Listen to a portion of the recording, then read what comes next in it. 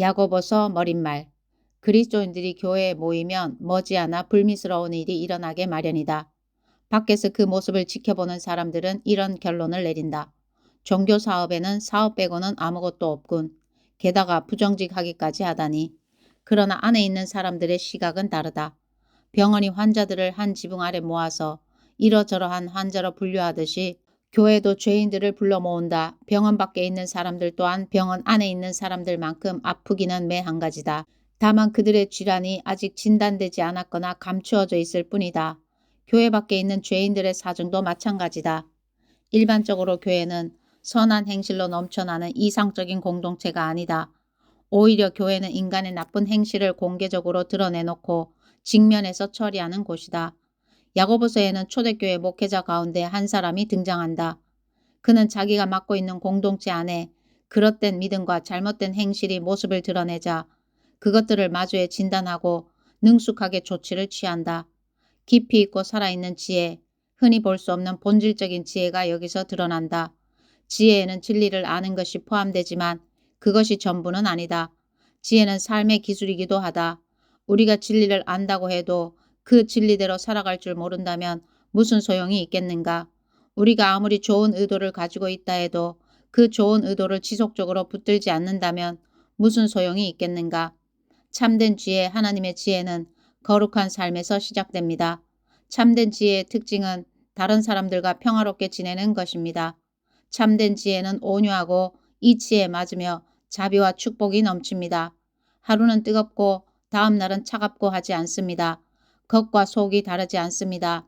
여러분이 서로 평화롭게 지내고 품위와 예의를 갖춰 서로를 대하려고 노력한다면 여러분은 하나님과 바른 관계를 맺고 사는 건강하고 튼튼한 공동체를 세우고 그 열매 또한 맛보게 될 것입니다.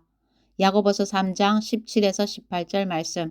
교회 전승에 따르면 야고보는 여러 해 동안 작정하고 기도한 나머지 무릎에 굳은 살이 두텁게 박여서 늙은 낙타 무릎이라는 뜻의 별명을 얻었다고 한다. 기도는 지혜의 기초다.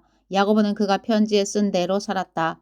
여러분이 무엇을 어떻게 해야 할지 모르겠거든 아버지께 기도하십시오. 그분은 기꺼이 도와주시는 분이십니다. 여러분은 그분의 도우심을 받게 될 것이며 그분의 도우심을 구할 때 부끄러움을 당하지 않을 것입니다. 망설이지 말고 믿음을 가지고 담대히 구하십시오. 야고보서 1장 5절에서 6절 말씀. 기도는 언제나 지혜의 근원이다. 메시지 성경 1년 1독 야고보서 1, 2, 3장 말씀 1장. 하나님과 주 예수의 종인 나 야고보는 다가올 그 나라를 바라보며 이 땅에서 뿔뿔이 흩어져 살아가는 12지파에게 편지합니다. 평안하신지요? 시련을 견디는 믿음. 친구 여러분, 시험과 도전이 사방에서 여러분에게 닥쳐올 때 그것을 더할 나위 없는 선물로 여기십시오.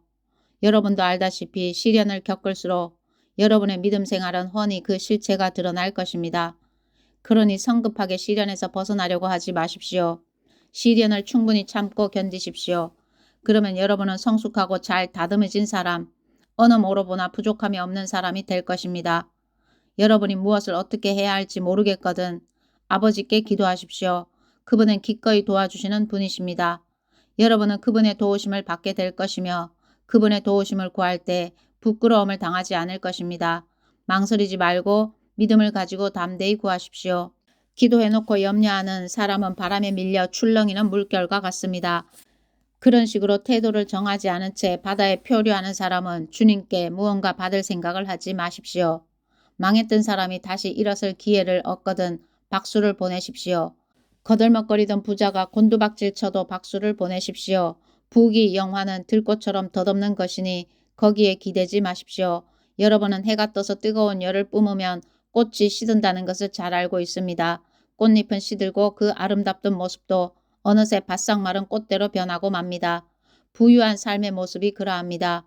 부유한 삶은 모든 사람이 바라보면서 감탄하는 순간에 온데간데 없이 사라지고 맙니다. 시련을 정면으로 맞서서 견뎌내는 사람은 대단히 복된 사람입니다. 그렇게 성실하게 하나님을 사랑하는 사람은 생명의 상급을 받을 것입니다. 악에 빠질 위험에 처한 사람을 보거든 하나님이 나를 넘어뜨리려 한다고 함부로 말하지 못하게 하십시오. 하나님께서는 악에 영향받는 분도 아니시며 누군가의 앞길에 악을 들이미는 분도 아니십니다. 유혹을 받아 악에 굴복하는 것은 전적으로 우리 자신입니다. 우리는 누구도 탓해서는 안 됩니다. 탓하려면 자꾸 곁눈질하고 유혹에 이끌리는 우리 자신의 타오르는 욕심을 탓할 것밖에 없습니다. 욕심이 잉태하면 죄를 낳습니다. 그리고 죄가 자라서 어른이 되면 진짜 살인자가 됩니다. 그러니 사랑하는 친구 여러분, 가던 길에서 벗어나지 마십시오. 모든 바람직하고 유익한 선물은 하늘로부터 옵니다. 빛의 아버지로부터 폭포처럼 하염없이 내려옵니다. 하나님께는 속임수나 겉과 속이 다르거나 변덕스러운 것이 전혀 없습니다. 그분께서는 참된 말씀으로 우리를 소생시키시고 우리를 모든 피조물의 머리로 삼아 돋보이게 하셨습니다. 들은 그대로 행하십시오. 사랑하는 친구 여러분, 사람들이 모이는 곳마다 이렇게 알리십시오. 귀를 앞세우고 혀가 뒤따르게 하고 분노는 한참 뒤처지게 하라고 말입니다. 사람이 화내는 것으로는 하나님의 의를 자라게 할 수 없습니다. 모든 악덕과 암과 같은 악을 쓰레기통에 던져 버리십시오. 그저 마음을 겸손하게 하여 우리의 정원사이신 하나님께서 여러분을 말씀으로 조경하셔서 여러분의 삶을 구원의 정원으로 만드시게 하십시오. 말씀을 한 귀로 듣고 다른 귀로 흘려보내면서도 자신은 말씀을 듣는 사람이라고 스스로 속이는 일이 없게 하십시오. 들은 그대로 행하십시오. 듣고도 행하지 않는 사람은 거울을 흘끗 들여다보고 떠나가서는 금세 자기가 누구이며 어떻게 생겼는지 전혀 알지 못하는 사람과 같습니다. 그러나 계시된 하나님의 권고, 자유를 주는 삶을 흘끗이라도 살피고 거기서 떠나지 않는 사람은 마음과 머리가 산만하지 않으며 행동으로 옮기는 사람입니다. 그런 사람은 그 행함으로 기쁨과 확신을 얻게 될 것입니다. 그럴듯한 말로 경건한 척하는 사람은 자기를 속이는 자입니다. 그러한 경건은 자기 자랑이자 허풍일 뿐입니다. 하나님 아버지 앞에서 인정받는 참된 경건은 어려움을 겪는 집 없는 사람과 사랑받지 못하는 사람들을 보살피고 하나님을 모르는 세상에 오염되지 않도록 조심하는 것입니다. 2장 사랑이라는 고귀한 법. 사랑하는 친구 여러분, 그리스도께로부터 시작된 우리의 영광스러운 믿음 생활에 세상 사람들의 생각이 영향을 미치지 못하게 하십시오. 어떤 사람이 값비싼 정장 차림을 하고 여러분의 교회에 들어오고 뒤이어 누더기 옷차림의 노숙자가 들어왔다고 가정해 봅시다. 여러분이 정장을 차려입은 사람에게는 선생님 여기 앉으십시오.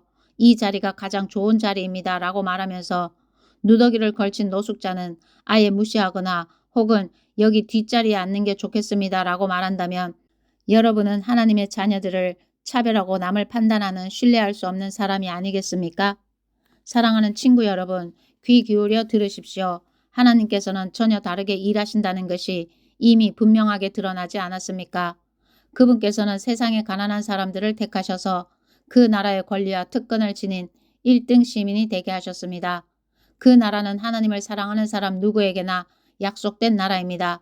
그런데도 여러분은 여러분과 같은 시민들을 업신여겨 욕보이고 있습니다. 여러분을 착취하는 사람들은 지위가 높고 힘있는 자들이 아닙니까? 법정을 이용해 여러분에게 터무니없는 돈을 청구하는 사람들도 그들이 아닙니까? 여러분이 세례 때 받은 그리스도인이라는 새 이름을 경멸하는 사람들도 바로 그들이 아닙니까? 여러분이 내 자신을 사랑하듯이 다른 사람들을 사랑하려는 성경의 고귀한 법을 이행하면 그것은 잘하는 일입니다. 그러나 여러분이 이른바 유력 인사라고 하는 자들을 우대한다면 그것은 성경의 법을 어기는 것이고 여러분은 그 일로 말미암아 범법자가 됩니다. 여러분은 하나님의 율법 가운데 이러저러한 조항만 선택할 수 없고 특별히 한두 가지는 지키고 다른 것들을 무시할 수는 없습니다. 간음하지 말라고 하신 하나님께서 또한 살인하지 말라고 하셨습니다. 여러분이 간음하지는 않았으나 살인을 저질렀다고 가정해 봅시다. 그러면 여러분은 나는 간음하지 않았으니 그것으로 나의 살인죄가 상쇄될 거야 라고 생각하겠습니까? 그럴 수 없습니다. 여러분은 결국 살인범입니다. 여러분은 우리에게 자유를 주는 그 법에 따라 심판을 기다리는 사람처럼 말하고 행동하십시오. 여러분이 친절하게 행동하지 않으면 친절한 대우받기를 기대할 수 없을 것입니다. 친절한 자비는 언제나 무자비한 심판을 이깁니다. 행함이 있는 믿음. 사랑하는 친구 여러분, 여러분은 온갖 옳은 말씀을 배우기만 하고 아무것도 행하지 않으면서 잘 되기를 바랍니까? 어떤 사람이 믿음을 논하기만 하고 전혀 실천하지 않는다면 그 사람에게 믿음이 실제로 있는 것이겠습니까? 예를 들어 여러분의 옛 친구가 누더기를 걸친 채 굶주리고 있는데 그에게 다가가서 여보게 친구, 그리스도를 입으시게 성령 충만하시게라고 말하면서 외투 한 벌이나 밥 한 그릇 주지 않고 떠나간다면 무슨 소용이 있겠습니까? 하나님의 말만 앞세우고 하나님의 행함이 없다면 그것은 터무니없는 지심이 분명하지 않습니까? 벌써 여러분 가운데 누군가가 좋습니다. 당신이 믿음을 맡으면 나는 행함을 맡겠습니다. 라고 말하는 소리가 들립니다. 성급하게 판단하지 마십시오. 내가 행함이 없는 믿음을 보여줄 수 없듯이 여러분도 믿음 없는 행함을 보여줄 수 없습니다. 믿음과 행함, 행함과 믿음은 뗄래야 뗄 수 없는 관계입니다. 여러분은 한 분이신 하나님을 믿는다고 공언하면서 마치 그것으로 대단한 일을 했다는 듯이 뒷짐을 진 채 만족해야 하더군요.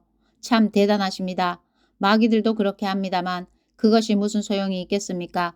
생각을 좀 해보십시오. 여러분은 믿음과 행함을 갈라놓고도 그것을 계속 죽지 않게 할 수 있다고 생각하는 것입니까? 우리 조상 아브라함이 자기 아들 이삭을 번제단에 바칠 때 행함으로 하나님과 바른 관계를 맺은 것이 아닙니까? 믿음과 행함은 함께 멍에를 맨 동반자임이 분명하지 않습니까? 믿음은 행함으로 나타나는 것이 아닙니까? 행함이 믿음의 행위라는 것은 다 아는 사실이 아닙니까? 성경은 아브라함이 하나님을 믿어 하나님과 바른 관계를 맺었다고 했는데 여기서 믿는다는 말의 온전한 의미는 그의 행위까지 담고 있습니다. 아브라함이 하나님의 벗이라는 이름을 얻게 된 것은 그가 믿음과 행위를 하나로 조화시켰기 때문이 아닙니까? 사람이 하나님과 바른 관계를 맺는 것은 열매 맺지 못하는 믿음으로 되는 것이 아니라 행함으로 열매를 맺는 믿음으로 되는 것이 분명하지 않습니까? 여리고의 창녀 라합의 경우가 그러했습니다. 하나님이 그녀를 귀하게 여기신 것은 하나님의 정탐꾼들을 숨겨주고 그들의 탈출을 도운 행위, 곧 믿음과 행함의 빈틈없는 일치 때문이 아니었습니까? 여러분이 육체와 영을 분리시키는 바로 그 순간에 여러분은 싸늘한 시체가 되고 맙니다. 믿음과 행함을 분리시켜 보십시오. 여러분이 얻을 것은 시체뿐입니다. 3장 말의 힘. 친구 여러분, 성급하게 선생이 되려고 하지 마십시오. 가르침에는 막중한 책임이 따릅니다. 선생은 가장 엄격한 기준을 적용받습니다. 우리 가운데 완전한 자격을 갖춘 사람은 하나도 없습니다. 우리는 입을 열 때마다 거의 매번 실수를 저지릅니다. 온전히 참된 말을 하는 사람을 만난다면 여러분은 삶을 완벽하게 제어하는 완전한 사람을 보고 있는 것입니다. 말의 입에 물린 재갈이 말의 온몸을 통제합니다. 큰 배라도 능숙한 선장의 손에 작은 키가 잡혀 있으면 그 배는 아무리 거센 풍랑을 만나도 항로를 벗어나지 않습니다. 여러분의 입에서 나오는 말이 하찮아 보이지만 그 말은 무슨 일이든 성취하거나 파괴할 수 있습니다. 잊지 마십시오. 아주 작은 불꽃이라도 큰 산불을 낼 수 있습니다. 여러분의 입에서 나오는 부지한 말이나 부적절한 말이 그 같은 일을 합니다.